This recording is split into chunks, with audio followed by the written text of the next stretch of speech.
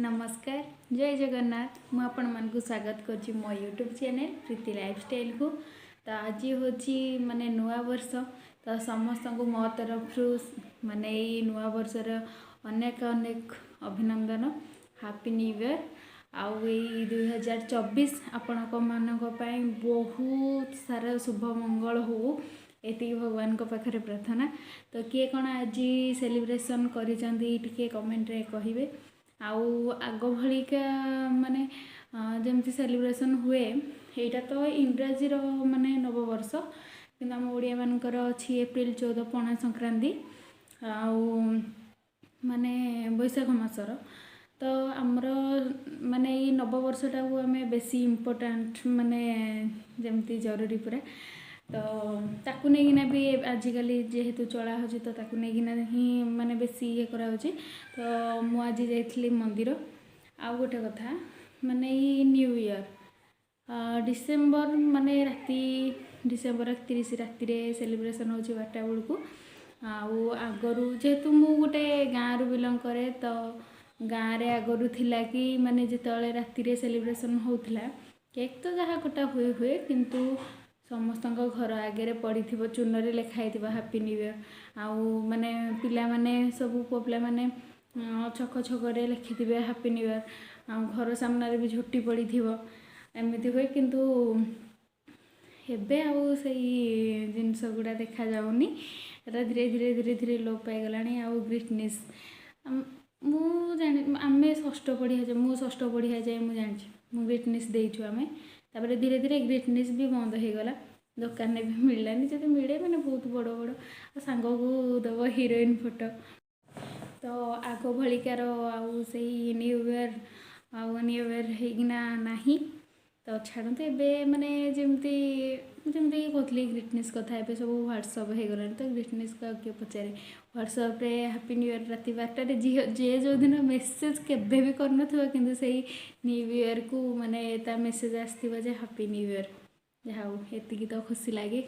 आउ माने भगवान को पाखरे प्रार्थना कि समस्ते जे भी मो वीडियो देखुछंती आमर जतिक भी सब्सक्राइबर यूट्यूब रे अछंती समस्त मु आज ठाकुर पाखरे प्रार्थना करिछि कि समस्ते जमती भलरे रुहंतु।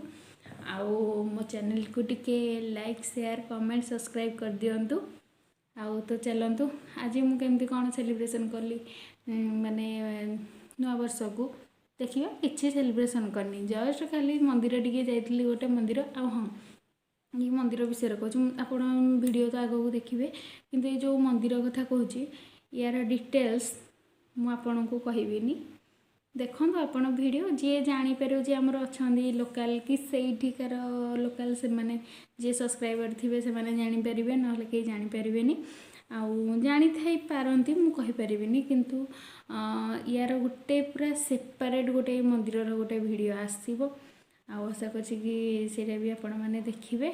आउ ए आज खाली जस्ट जाइतली मु केबे देखि नतिली केबे दर्शन करिया पई सेठी मु जाइतली वीडियो बने पई जे केमिति कोन कले हबो बोली किंतु आज एते भीड़ मु केबे भाबी नथिली माने कपिलास भी एत भिड़ हो जो माने हेठी जी भिड़ तो से मुझे करनी आउ सेपरेट वीडियो तापाई आनी से मंदिर तो से किसी टाइम लगे मत किंतु ए वीडियो रे मु कहबिनी सेटा कोठी अच्छी जो मैंने जानिछन जो मैंने न जानिछन नहीं देखंतु आउ टिके रही था टिके धैर्य धरिकी पुणी देखी पूरा डिटेल्स रे आनी से वीडियोटी। तो चलतु आज वीडियो स्टार्ट करवा।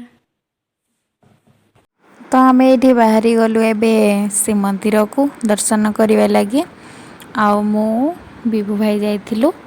तो देखो तो माने प्राकृतिक सौंदर्य एत सुंदर लगे। आउ एटा को ब्रिज मते टिके कहबे निहाती जो माने थिबे सही पाखापाखि से माने ही जानी पारुथिबे एबे नुआ हे जे ब्रिजटा देखिए किए कमेंट रे कहि पारुछन एटा को ब्रिज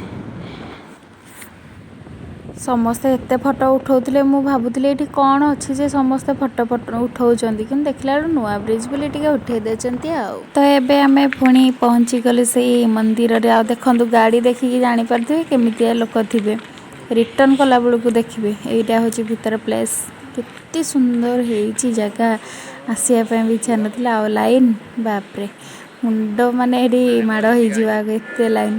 ତାପରେ ମୁଁ ଟିକେ ଭିତରେ ପଶିଗଲି ମାନେ ଜବରଦସ୍ତି ଟିକେ ପଶିଗଲି ଆଉ, ମାନେ ଲାଇନ୍ରେ ଛିଡ଼ା ହେଇନଥିଲି, ବିନା ଲାଇନ୍ରେ ଟିକେ ଛିଡ଼ା ହେଇ ପଡ଼ିଥିଲି ଆଉ। ତାପରେ ମୁଁ ଗଲି ହାରି ଭିତରକୁ ଦର୍ଶନ କରିବା ଲାଗି। ତାପରେ ମୁଁ ଆସିଲି ହାରି କେବଳ ଦର୍ଶନ କରିକିନା, ମାନେ ଲାଇନ୍ରେ ବିନା ଲାଇନ୍ରେ ଛିଡ଼ା ହେଇକି ଏଇଥିପାଇଁ ହସିଦେଲି ଟିକେ। ଆଉ ଇଏ ହେଉଛନ୍ତି ପାର୍ବତୀ ମନ୍ଦିର, ଏଠି ଟିକେ ଦର୍ଶନ କରିଦେଲୁ। ତାପରେ ମନ୍ଦିର ଚାରିପାଖ ଟିକେ ବୁଲିଦେଲୁ। ବହୁତ ସୁନ୍ଦର ମନ୍ଦିର ହେଇଛି ବହୁତ। ଏଇ ମନ୍ଦିରଟାକୁ ମୁଁ ଆଉଥରେ ତା'ର ଡିଟେଲ୍ସ ପୁରା ମାନେ ଆଣିବି, ଆପଣ ଟିକେ ମୋ ଭିଡ଼ିଓଟାକୁ ଦେଖିବେ ଯେବେ ଆଣିବି। ଟିକେ ଟାଇମ୍ ତ ନିହାତି ଲାଗିବ। ଆଉ ଏଇଟା ଦେଖନ୍ତୁ ମାନେ କେତେ ସୁନ୍ଦର ହେଇଛି ମନ୍ଦିର, ପୁରା ବହୁତ ପୁରୁଣା ମାନେ ମନ୍ଦିର, ପଥର ମନ୍ଦିର। ଆଉ ଏତେ ଭିଡ଼ ହେଇଛି ମାନେ କହିବାର ନଥିଲା। ତ ଆମେ ଦର୍ଶନ କରିକି ପଳେଇ ଆସିଥିଲୁ ବାହାରକୁ। ତାପରେ ଦେଖନ୍ତୁ ମାନେ ଜାଗାଟା କେତେ ସୁନ୍ଦର ହେଇଛି। ଆଉ ଗାଡ଼ି କେତେ ଦେଖନ୍ତୁ ମାନେ କୁଆଡ଼େ କୁଆଡ଼େ ଲମ୍ବିଛି। ତା ଘରକୁ ଆସିଲାଠୁ ମୁଁ ବର୍ଷରେ ଏଠି ଟିକେ ଆମ ଘରେ ପକୁଡ଼ି ପାଳଙ୍ଗ ଛାଣିଦେଲି। ଶାଗର ପକୁଡ଼ି ହେଉଛି। ଇଏ ହେଉଛି ପକୁଡ଼ି ମୋ ମା' ଛାଣୁଛି। ମାନେ ପାଳଙ୍ଗ ଶାଗ ପକୁଡ଼ି ଖାଇବେ ଘରକୁ ଆସନ୍ତୁ ଭାରି ଜଲ୍ଦି। ହାଗୁ